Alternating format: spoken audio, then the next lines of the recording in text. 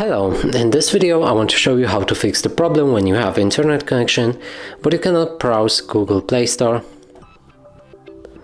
So let's try installing any game, and right now it's in the pending and it will stay in this state forever until we fix that problem.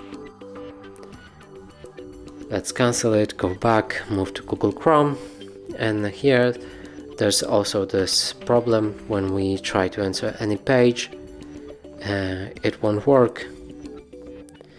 So this fix works for Sony Xperia 10.4, and here we'll need to move to the settings. We'll need to scroll down, find the system.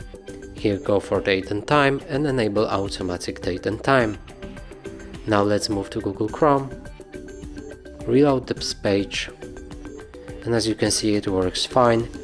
Now we'll also go for Google Play Store. Try installing the same game.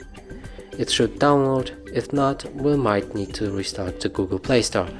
But it works fine, as you can see, and now our phone is back to normal. And that's it for this video. Hope you like it. Please consider subscribing to our channel, leave a like and a comment below.